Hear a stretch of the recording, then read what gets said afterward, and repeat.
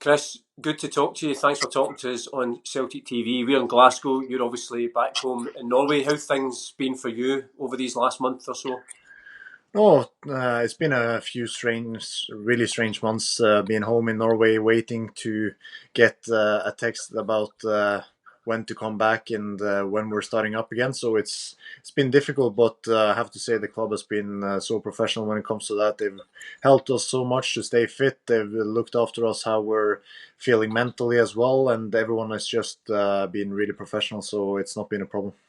And I know we're talking to you in between. You're doing double sessions, so you're just taking a break from your training. And I suppose it's very much a challenge for each player having to keep yourself fit on an individual basis now. Yeah, but as I said, the physical department has sent us so much to do, so we're kept busy enough. So I expect, and I can follow every player and what they do every day. So I can tell you now that everyone will be ready when we're with you back here. Excellent. And I was talking to Scott Brown, and he was talking about the different challenges that you're set every week. And he says you get an unfair advantage when it comes to the mountain challenges. Yeah, here in Norway, there's so many mountains, and I actually live quite far up there. So it's an easy stroll downhill, and then I get the mountains up again. So it's an easy competition, that one. And obviously, it is a strange time for everyone, but in a way, is it good that the fact you're back home with your family as well at this particular time that you're not just isolated on your own?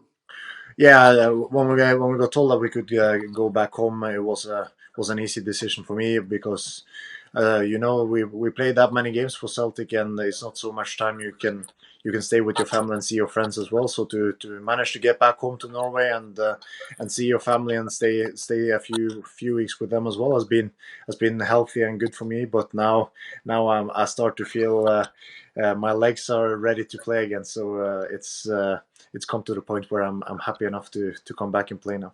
Yeah, and you also got to celebrate your birthday back home as well. Yeah, that was nice. First time in many years I've been home on my birthday, so to see my family and everyone just celebrating the day was really nice. Yeah. I suppose it's we're almost into the start of May. That's usually a really busy time. It's a time when trophies are there to be won. So it's obviously completely different for you as players because, as you say, you're desperate just to get back on the pitch, finish the season, and get more silverware.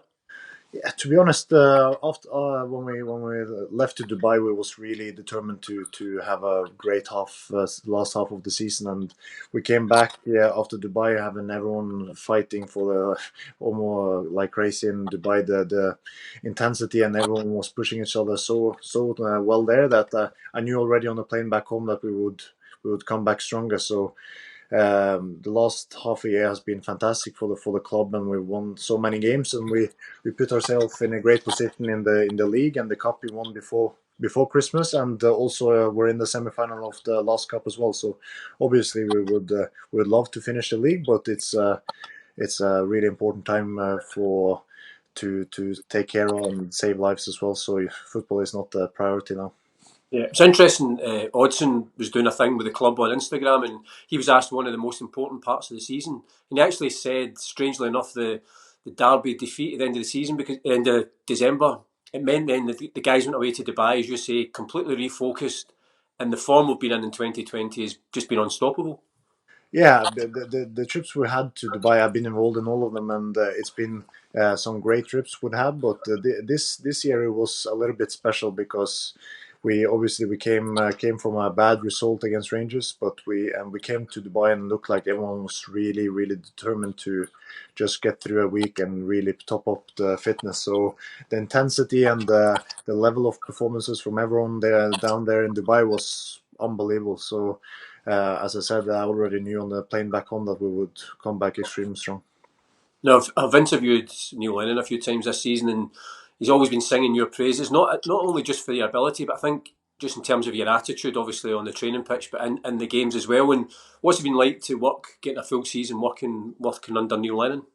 Well, it's been great working with the gaffer. He's a born winner, and that's what you have to have in a club like Celtic. So to work with him a lot, learn, and just learn and learn to enjoy the expectations of winning and playing for Celtic has been great. And the defending part, he's taught me a lot, and the rest of the backroom staff helps you every single day to develop as well. So it's a fantastic club and culture to be a part of. Yeah. Because I think sometimes, that passion that the manager has and it passes that on to the players. But I think also tactically, I mean, I think of the two games against Lazio this season. Tactically, you guys were spot on, and we deserve to win both those games against a top European side. Yeah, listen, it's the backroom staff put in so much work between all these games we play, so that before we go into every single game, there's never any doubt in our minds what we're supposed to be doing, and we know our tactics. We go through that the day before the game, and also 2 3 days before when we analyze our last game, but also look quick enough forward so that we don't come into a game not prepared enough. So they make it so easy for us to be spot on with our tactics and what we're supposed to do for every game. Now, the fans just now are voting for Player of the Year, Young Player of the Year, and Goal of the Season, and only you and Hodgson are up for all three of those awards. In terms of the Player of the Year, is it possible for you? Who would you cast your vote for? This year, I think it will be difficult to get away from Oddsson. He's been tremendous up front for us, and scoring goals is the most difficult part of the game. So he's been fantastic. So if I was voting, I would vote for him. Yeah. And if you had to cast your vote for Goal of the Season, you have to vote for your own goal, surely. Goal of the season, yeah. But what goal is It in was that one? the. Well, it's funny. It was the Motherwell goal, which is a great goal. The goal at Pittodrie you scored is probably one of the most important. The Aberdeen one is better, but at this voting as well, I would go for Enchamp's goal away to Lazio. This goal was a goal for the history books of for Celtic, so I would have voted for him as well. Yeah, but it must be nice. Obviously, your first role in the team is to defend, but the fact that you've scored a goal that's nominated for goal of the season, as I say, the Aberdeen goal as well was a vital goal. It's good to chip in with a few goals too. Yeah, I wanted to add on a few more goals this year because I feel like I have to develop that side of my game as well. So to score 4 goals and with still plenty of games to go, I have to say I'm happy with that. Yeah. And always, whenever I'm doing Celtic TV commentary, I do believe one of these days you're going to score one of these Virgil van Dijk type goals where you weave past about four players, play a 1-2 with odds, and into the box and score a wonder goal. I think it's on the cards. Yeah, but we got so many fantastic strikers, so it's safer to give them the ball when you run 70, 80 yards. It's better to pass the ball to them. Yeah. But I suppose the Pittodrie goal is a perfect example of although you're defending first and foremost, suddenly you're at the other end of the park and you're there almost like with a striker's instinct to get that goal that wins us the 3 points. Yeah, this game is probably the goal there was probably my favorite moment of the season because Aberdeen played extremely well up there, and we knew that we needed 3 points to get away in the title competition there. So to score that goal in a game where they were pressing us at the end of the game and to win that 2-1 was fantastic. Yeah. And obviously, you mentioned the club are keeping in close contact with you in terms of training programs. But away from that, I take it you're still in touch with the guys just to keep that team camaraderie going. Yeah, everyone is keeping in touch with each other, looking at all the sessions everyone is putting in and commenting and asking questions about what they're doing. So it's really really good to stay in touch. And I have to say, the other aspect of the club is looking after how our mentally fitness is as well. So it's different to be away from football, the adrenaline every single day, and to suddenly just sit and wait for something to happen. So I think the club is doing a fantastic job at that area as well.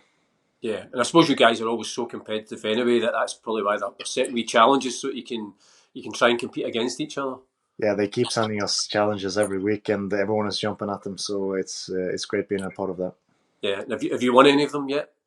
I win the downhill race from the mountain. That's my favorite part. Yeah. Excellent. Well, listen, I'm going to let you get back to running up and down those mountains. But really good to talk to you, Chris. And I think, as we say to all the players, obviously stay safe. But we're really looking forward to seeing you back at Celtic Park before too long.